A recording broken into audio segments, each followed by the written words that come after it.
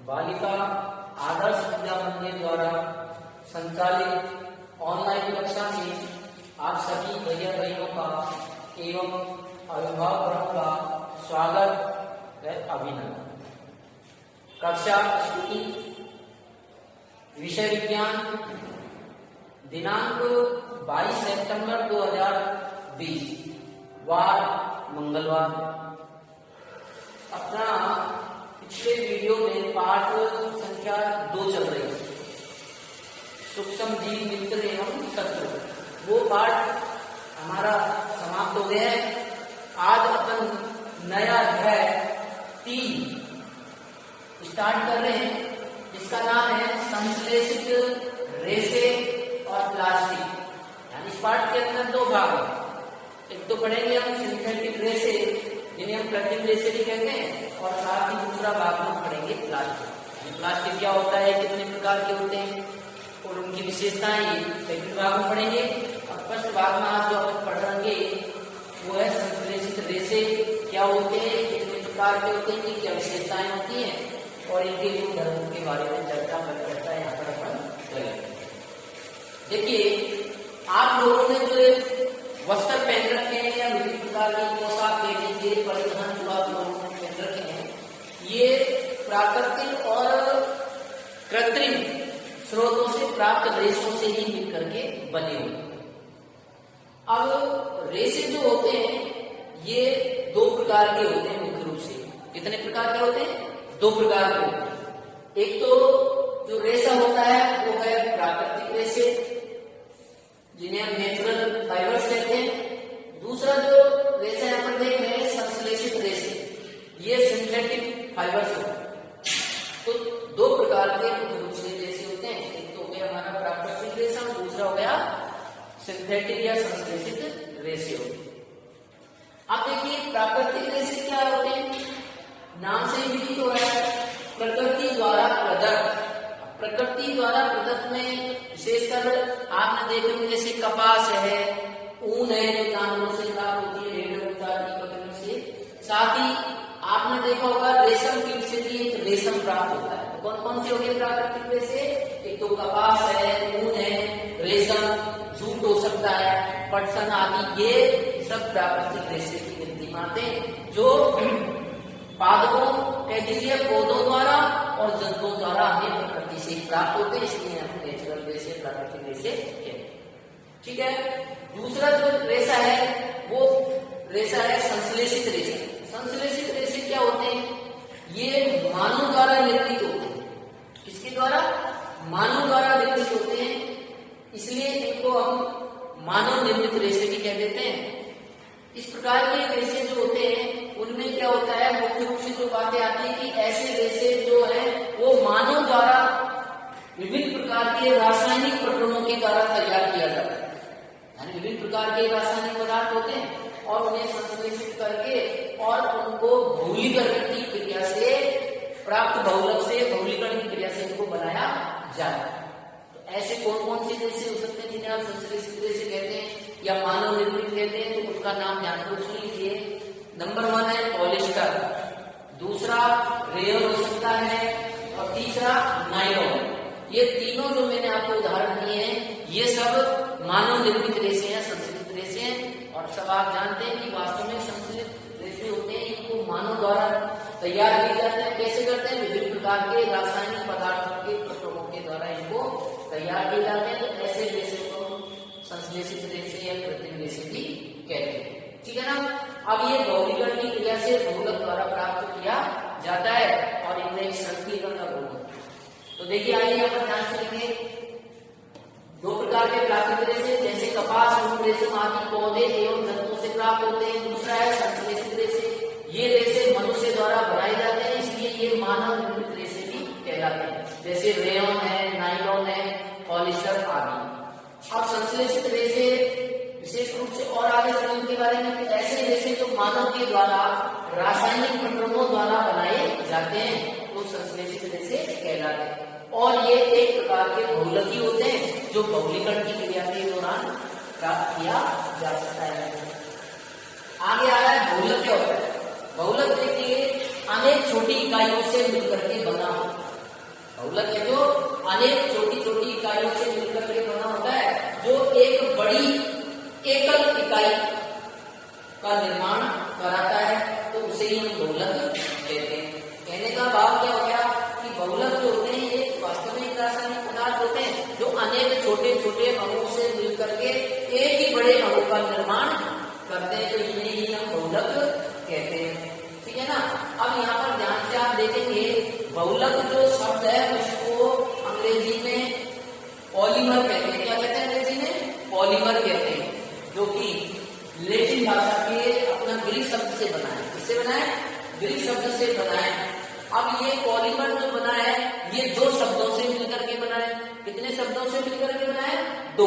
अगर आप इसका संधि विच्छेद करें अपन पॉलीमर का, तो पॉली प्लस मर, POLY लिख रखा, POLY पॉली प्लस मर, तो दो शब्द हो गए, एक तो हो गया पॉली और दूसरा हो गया मर।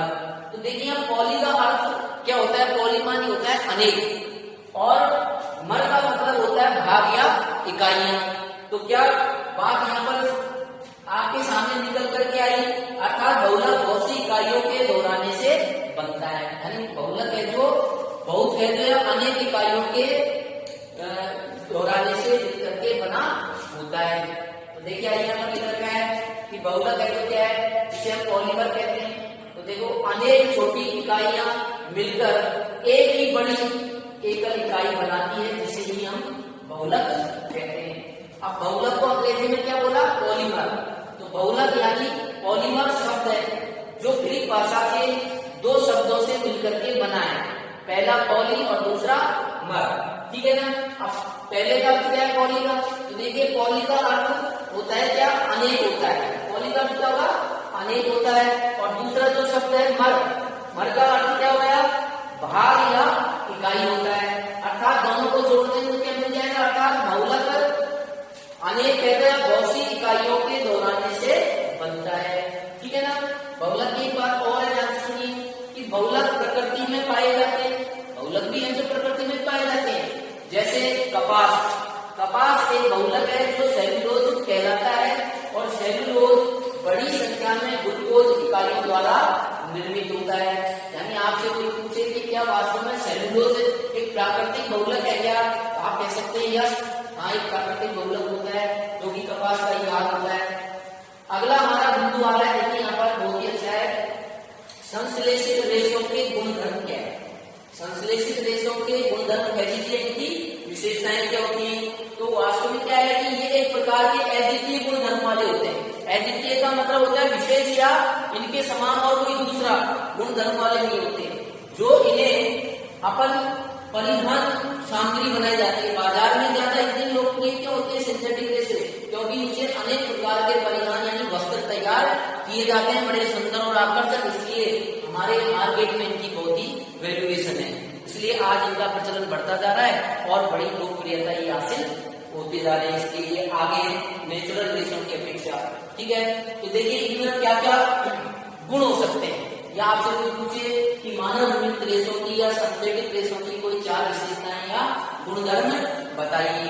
तो देखिए अगर आप अपने आप में भी तुलना करें तो आप देखेंगे, आप एक तो सूती कपड़े से बनी अपनी शर्ट लो और एक आप पॉलिस्टर से बनी शर्ट लो, तो इन दोनों को आप धो दीजिए। धोने पर अगर आप देखेंगे तो कौन सी पहली जल्दी सूखेगी? तो आपने देखा होगा पॉलिस्टर वाली जो शर्ट है सिंथेटिक रेशे से बनी होती है, बहुत जल्दी सूखती है। तो कहने का मतलब क्या होगा कि ये शीघ्र सूख जाते हैं, जब इनको धोते हैं तो ये बहुत जल्दी है जो सूख जाते हैं।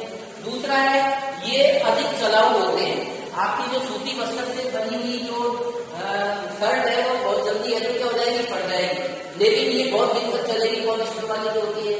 तो कहने का मतलब ये चलाऊ होते हैं। तीसरी प्रकार आपकी विशेषता होती है कि ये इतने महंगे नहीं होते। कहने का बाजार में ये सस्ते दाम पर मिल जाते हैं, सूती वस्त्र अधिक महंगे होते हैं, तो ये इतने महंगे नहीं होते।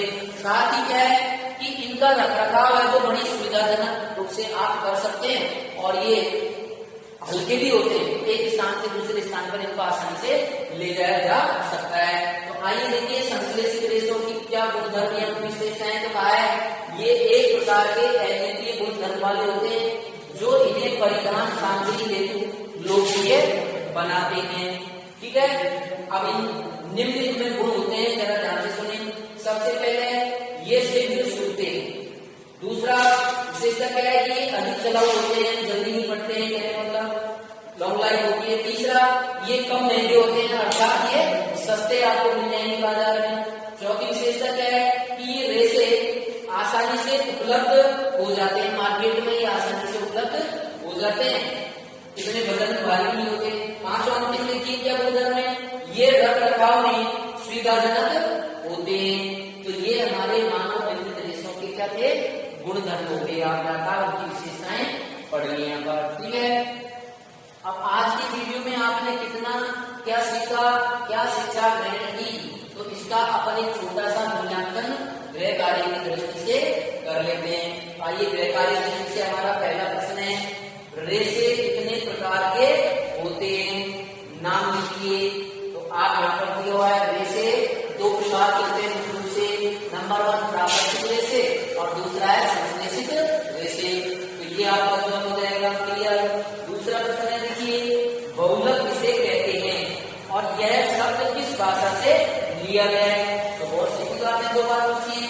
बहुलक किसे कहते हैं, यहाँ पर साफ लिखा हुआ देखिए, पॉलीमर क्या है, अनेक छोटी इकाइयां मिलकर एक बड़ी एकल इकाई बनाती है, जिसे ही हम बहुलक कहते हैं। बस इतना आंसर हो गया, यहाँ तक हुआ है। अब इसका दूसरा भाग है, यह शब्द किस भाषा से लिया गया है, तो आपको यहाँ लिखा पॉलीमर शब्द है, तो ग्रीक भाषा के शब्द से मिलकर के बनाए, जिसके मुख्य रूप से दो भाग होते हैं, एक तो पॉली और दूसरा मर। पॉली का मतलब आपने पढ़ा नहीं, ठीक है ना, पॉली होता है और मर का मतलब आगे इकाई से।